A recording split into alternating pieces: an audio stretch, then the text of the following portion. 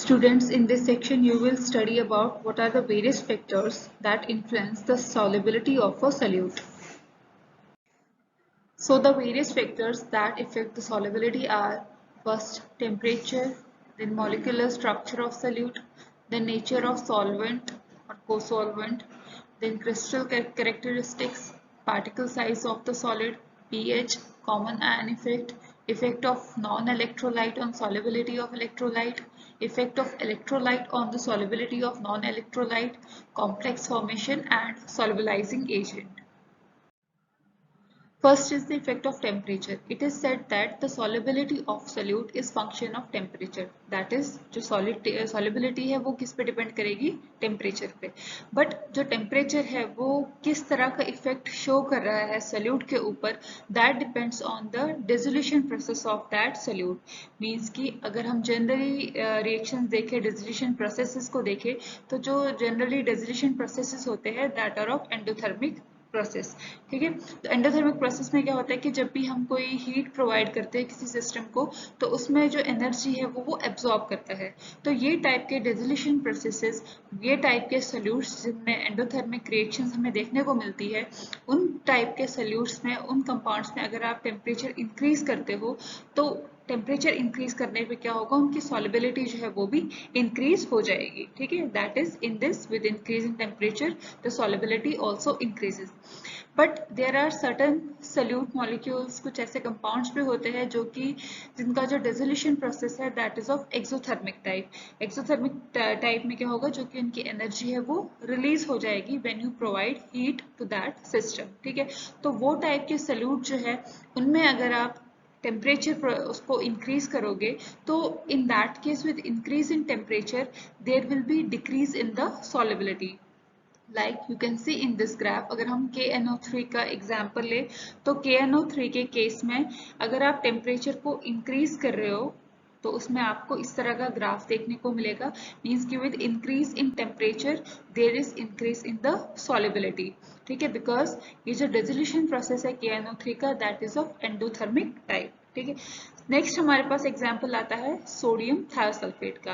अब sodium thiosulphate का अगर आप यहाँ पे ग्राफ देखें, तो इनिशियली आप यहाँ पे क्या देखोगे कि जब आप टेम्परेचर को इंक्रीज कर रहे हो, तो इसमें जो सॉल्युबिलिटी है वो इंक्रीज हो रही है, but to a certain point. और ये जो पॉइंट जो है ये कौन सा टेम्परेचर है, that is around 32 degree Celsius. तो 32 डिग्री सेल्सियस तक क्या होगा कि जैसे जैसे आप टेम्परेचर को इंक्रीज करोगे, सोडियम थायोसल्फेट जो है वो उसकी सॉल्युबिलिटी जो है वो भी इंक्रीज होती जाएगी. ठीक है, और उसके बाद 32 डिग्री सेल्सियस के बाद जब आप फर्दर टेम्परेचर को इंक्रीज करोगे, then here you will see कि यहाँ पे अब क्या है कि जो आपका कर्व है वो डिविएट हुआ है. अब क्या हो रहा है कि टेम्परेचर इंक्रीज करने से जो सॉल्युबिलिटी है दैट डिक्रीजेस. ठीक है, अब ऐसा क्यों हो रहा है इसमें, क्योंकि ये जो ये वाला कर्व है up to this 32 degree Celsius, जो सोडियम थायोसल्फेट होता है that is in the form of sodium thiosulphate decahydrate. ठीक है, अब यहाँ 32 डिग्री जब टेम्परेचर आता है, इस टेम्परेचर पे क्या होगा कि जो ये आपका सोडियम थायोसल्फेट जिसके साथ 10 मॉलिक्यूल्स ऑफ वाटर यहाँ पे अटैच्ड है, अब यहाँ पे वो एनहाइड्रस स्टेट में चला जाता है. ठीक है, तो ये जो एनहाइड्रस सोडियम थायोसल्फेट होता है, इसका जो डिसोल्यूशन प्रोसेस होता है that is of exothermic type. ठीक है, तो अब जब ये एक्सोथर्मिक टाइप को फॉलो करता है, तो इसलिए क्या होगा कि जब आप इसको फर्दर और टेम्परेचर प्रोवाइड करोगे, जब आप इसको और हीट प्रोवाइड करोगे, तो इसमें क्या होगा कि जो due to this exothermic type process, तो इसमें जो एनर्जी है दैट विल रिलीज आउट. तो जिससे क्या होगा, फर्दर टेम्परेचर इंक्रीज करने पे इसकी सॉल्युबिलिटी जो है वो डिक्रीज हो जाएगी. ठीक है, अब एक हमारे पास जो है that is example of sodium chloride. तो सोडियम क्लोराइड में ये देखा गया है कि ये जो डिसोल्यूशन प्रोसेस है सोडियम क्लोराइड का, इसमें जब आप टेम्परेचर प्रोवाइड करोगे, ना तो इसमें एनर्जी एब्सॉर्ब होगी और ना ही एनर्जी इसमें रिलीज होगी. तो इसकी वजह से जो इसका ग्राफ है उसमें इतना ज्यादा इंक्रीज शो नहीं होता है सॉल्युबिलिटी में, अगर आप टेम्परेचर को जितना मर्जी इंक्रीज करते रहो. ठीक है, तो ये हमारे पास जो है अलग अलग जो है केसेस आते हैं कि किस तरह से टेम्परेचर का इफेक्ट है सल्यूट की सॉल्युबिलिटी पे. Next is the effect of molecular structure of solute. So small change in molecular structure influences the solubility. तो ये देखा गया कि अगर आपके पास कोई कंपाउंड है, आप उसमें थोड़ा सा भी अगर मॉलिक्यूलर स्ट्रक्चर में कोई चेंज लाते हो, वो भी किसको इफेक्ट करेगा, फर्दर उसकी सॉलिबिलिटी को। तो इसमें जो एग्जाम्पल है, first is the introduction of hydrophilic OH group. तो जो OH ग्रुप है हाइड्रोफिलिक नेचर का है, तो कोई भी कंपाउंड में अगर आप उसमें क्या हो गया, OH ग्रुप अगर अटैच करते हो तो उसकी वजह से क्या होगा, जो उसका हाइड्रोफिलिक कैरेक्टर है दैट विल इंक्रीज, तो ड्यू टू विच उसकी सॉलिबिलिटी जो है वो भी इंक्रीज हो जाएगी एक्वस मीडियम में। सेकेंड वन जो है दैट इज वीक एसिड। तो वीक एसिड है, अगर आप उसको डिसॉल्व कर रहे हो वाटर में, उसकी सॉलिबिलिटी जो है वो कम होगी as compare to its salt form. जैसे कि इसमें एग्जाम्पल है that is of salicylic acid. तो सैलिसिलिक एसिड जो है दैट इज वीक एसिड। तो उस सैलिसिलिक एसिड को अगर आप कन्वर्ट करोगे उसके सॉल्ट फॉर्म में दैट इज सोडियम सैलिसिलेट, तो सोडियम सैलिसिलेट की सॉलिबिलिटी जो है that will be more as compared to the salicylic acid. क्यों होती है ज्यादा, क्योंकि जो सोडियम सैलिसिलेट है उसकी आयनिक डिसोसिएशन जो है वो ज्यादा है एज कंपेयर टू इट्स जो सैलिसिलिक एसिड है उसके कंपैरेटिवली। तो आयनिक डिसोसिएशन ज्यादा होगा, तो दैट मीन्स सल्यूट और सॉल्वेंट के बीच में जो है इंटरेक्शन ज्यादा होगा, तो उससे क्या होगा, उसकी सॉलिबिलिटी जो है फर्दर और इंक्रीज हो जाएगी। थर्ड एग्जाम्पल जो है that is esterification of parent drug.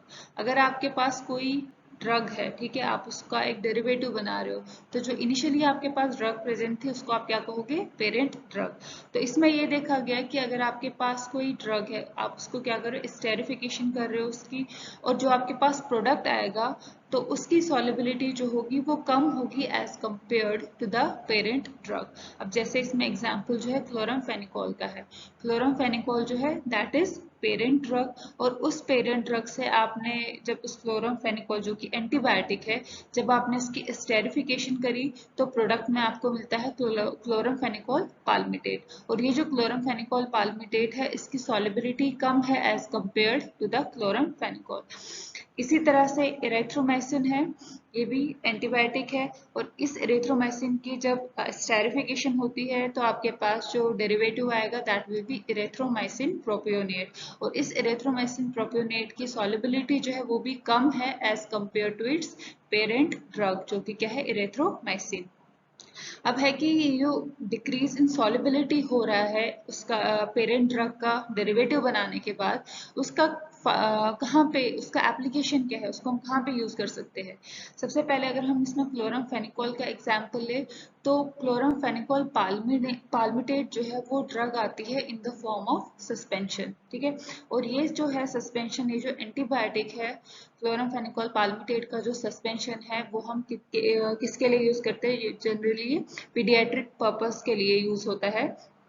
तो इसमें जो पेरेंट ड्रग है क्लोरामफेनिकोल वो बिटर टेस्ट की है। तो अगर आप डायरेक्ट क्लोरामफेनिकोल का सस्पेंशन प्रिपेयर करते हो और वो बच्चों के लिए यूज करते हो आप, तो उनमें क्या होगा, बिटर टेस्ट जो है वो ज्यादा आएगा। बट अगर आप उसका डेरिवेटिव बना रहे हो क्लोरामफेनिकोल पाल्मिटेट जो है उसका आप सस्पेंशन अगर आप प्रिपेयर कर रहे हो, तो उस केस में क्या होगा, due to this reduced solubility उसकी जो बिटरनेस है वो भी कम हो जाएगी। बिटरनेस कैसे कम होगी, अगर आप सपोज कोई ड्रग है आपकी लाइक लिक्विड फॉर्म में है, हम यहाँ पे सस्पेंशन की बात कर रहे हैं, तो जितना ड्रग आपके स्लाइवा में ज्यादा डिजोल्व होगा, स्लाइवा के ज्यादा कंटैक्ट में आएगा, उसमें ज्यादा डिजोल्यूशन होगी उसकी, तो उतना ही ज्यादा आपको बिटर टेस्ट जो है वो फील होगा। अब क्योंकि क्लोरामफेनिकोल जो है उसकी सॉलिबिलिटी ज्यादा है, मीन्स कि वो ज्यादा से ज्यादा इंटरेक्ट करेगा स्लाइवा के साथ, जिससे कि उसका ज्यादा से ज्यादा बिटर टेस्ट जो है वो फील होगा। और जो क्लोरामफेनिकोल है उसकी सॉलिबिलिटी कम है, दैट मीन्स वो इतना ज्यादा आपके स्लाइवा के साथ इंटरेक्ट नहीं करेगा, उसमें इतना ज्यादा वो डिजोल्व नहीं हो पाएगा, जिसकी वजह से उसका बिटर टेस्ट जो है वो भी ओवरकम होगा। देन उसके बाद नेक्स्ट जो है इरेथ्रोमाइसिन। इरेथ्रोमाइसिन में लो सॉलिबिलिटी का क्या यूज है। अब इसमें क्या है कि जो इरेथ्रोमाइसिन है उसकी सॉलिबिलिटी ज्यादा है। तो जब हम किसी पेशेंट को अगर इरेथ्रोमाइसिन देते हैं तो क्या होता है कि जो जीआई ट्रैक है उसमें उस इरेथ्रोमाइसिन की डिग्रेडेशन होती है, क्योंकि वो जीआई फ्लूइड के ज्यादा कांटेक्ट में आता है, क्योंकि उसकी सॉलिबिलिटी ज्यादा होती है।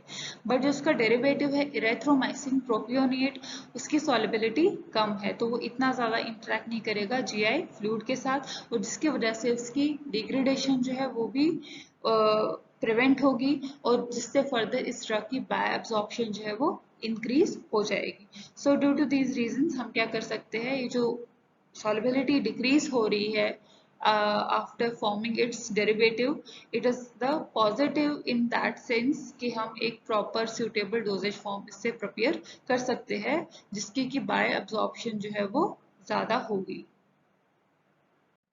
Next factor that affects solubility is nature of solvent. So in this, the concept that we will use is like dissolves like, कि अगर आपके पास क्या है polar solute है, then that polar solute will dissolve in polar solvent.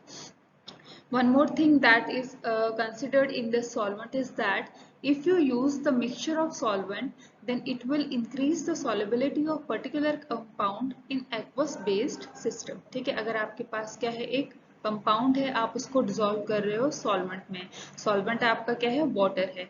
अब अगर उसी solvent में, उसी वाटर में अगर आप दूसरा सॉल्वेंट ऐड कर रहे हो जो कि मिसिबल है वाटर के साथ, ठीक है, तो वो क्या करेगा, उस कंपाउंड की सॉल्युबिलिटी को और भी ज्यादा इंक्रीज करेगा। और जो हम दूसरा सॉल्वेंट यूज करते हैं जो कि मिसिबल है वाटर के साथ, उसको हम कहते हैं को सॉल्वेंट। और जो ये को सॉल्वेंट्स है उनका जो एग्जांपल्स है that is ethanol, propylene, glycol और other glycols which are miscible with water।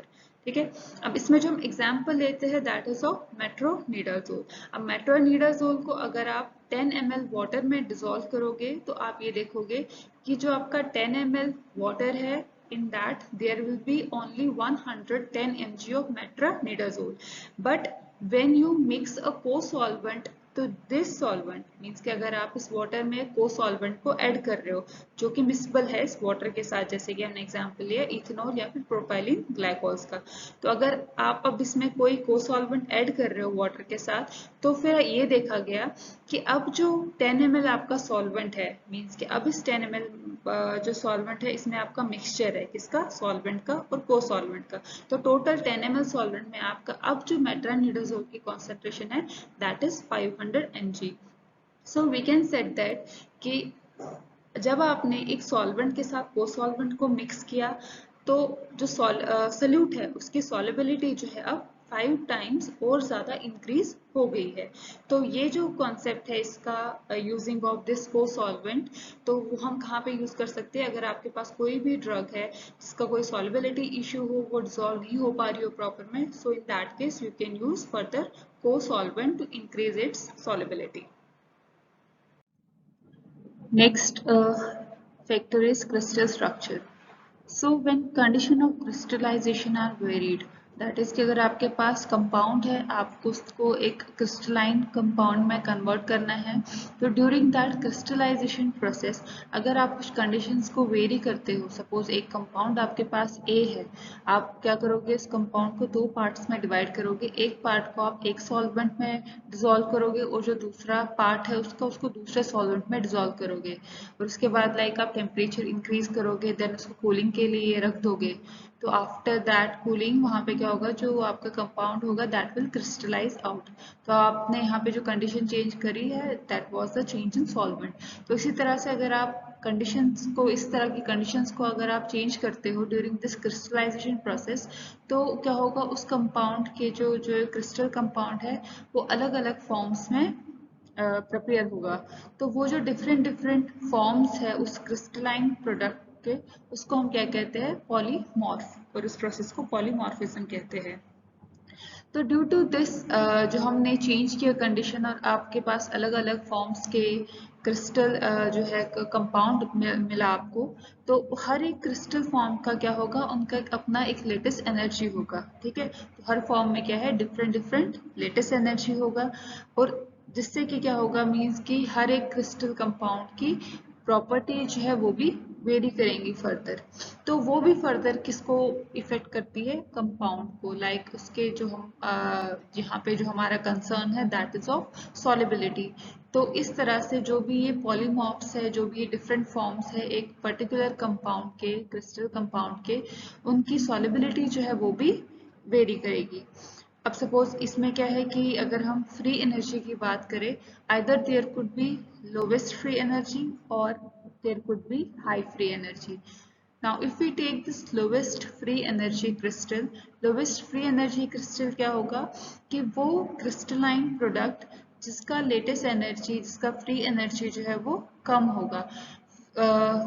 This free energy कम होने का मतलब क्या है कि वो जो उसमें लाइक आयनिक कंपोनेंट की अगर हम बात करें, उनकी लेस टेंडेंसी होगी एक दूसरे को अप्रोच करने की, मीन्स कि वो जिस फॉर्म में है वो उसी फॉर्म में होंगे, वो फर्दर किसी ओम फॉर्म में उनकी ट्रांजिशन नहीं होगी। तो उस टाइप के कंपाउंड्स को हम क्या कहेंगे, they are more stable form of this crystalline form. तो जो भी क्रिस्टलाइन फॉर्म की मैक्सिमम स्टेबिलिटी होगी, जो मोर स्टेबल होंगी, उनका मेल्टिंग पॉइंट जो है वो भी हाई होगा। ठीक है, और मेल्टिंग पॉइंट हाई होगा दैट मीन्स उनकी सॉलिबिलिटी जो है वो भी कम होगी। ठीक है, वो इजीली सॉलिबलाइज नहीं हो पाएंगे।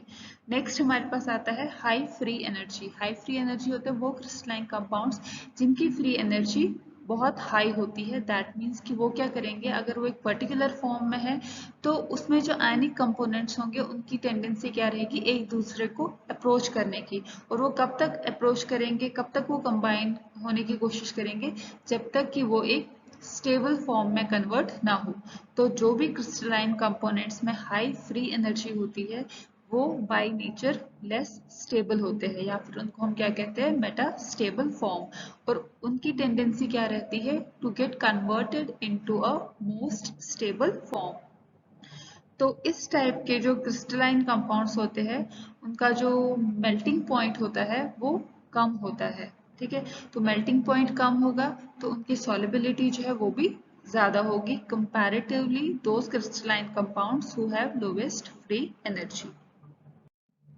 So there are various drugs that exhibit this polymorphs, which are like barbiturates, steroids, sulfonamides.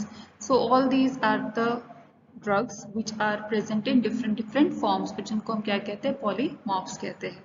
तो अब ये जो इफेक्ट है क्रिस्टल स्ट्रक्चर का ऑन द सॉलिबिलिटी, वो कैसे फर्दर फॉर्मुलेशन को इफेक्ट करता है, वो इस मीन्स से इफेक्ट करता है कि जिस भी कंपाउंड की सॉलिबिलिटी कम होगी वो फर्दर किसको इफेक्ट करेगा, it will further effect the bio absorption of that drug.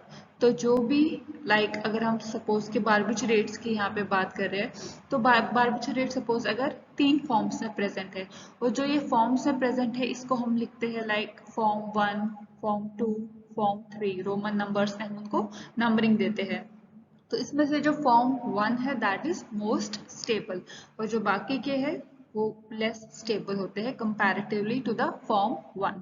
तो अब इसमें से जो फॉर्म 1 है बारबिचुरेट का, वो क्या होगा, मोस्ट स्टेबल होगा। तो उसकी सॉलिबिलिटी जो है वो कम होगी, तो जिसकी वजह से उसकी फर्दर बायो एब्जॉर्प्शन जो है वो भी कम होगी, क्योंकि वो बायोलॉजिकल मेम्ब्रेन को इतना इजीली क्रॉस नहीं कर पाएगा। रादर देन जो आपके लेस स्टेबल फॉर्म्स है उनका सॉलिबिलिटी वैल्यू जो है वो ज्यादा होगा, और उनकी बायो एब्जॉर्प्शन जो है वो भी ज्यादा होगी। तो इसीलिए मोस्टली जो भी हमारी जैसे मार्केट में कई जो हमारी ड्रग्स है वो मेटास्टेबल फॉर्म की ड्रग्स होती है। और अब हम ये कहते हैं कि जो मेटास्टेबल फॉर्म है वो क्या करते हैं, स्टेबल फॉर्म में कन्वर्ट होते हैं। ठीक है, तो हम ये भी कह सकते हैं कि ये जो उनका ट्रांसफॉर्मेशन है from the metastable to the stable form, वो फर्दर किसको इफेक्ट करेगा, फर्दर ड्रग की परफॉर्मेंस को। ठीक है, हम ये कह सकते हैं उनकी स्टेबिलिटी चेंज हो रही है, मींस कि अगर हम मेटास्टेबल को ले रहे हैं तो हम एक लेस स्टेबल ड्रग को ले रहे हैं। ठीक है, तो अगर वो स्टेबल फॉर्म में कन्वर्ट होगा तो उससे क्या होगा, उसकी जो सॉलिबिलिटी है वो भी इफेक्ट होगी, और फर्दर उसकी बायोलॉजिकल परफॉर्मेंस जो है वो भी इफेक्ट होगी।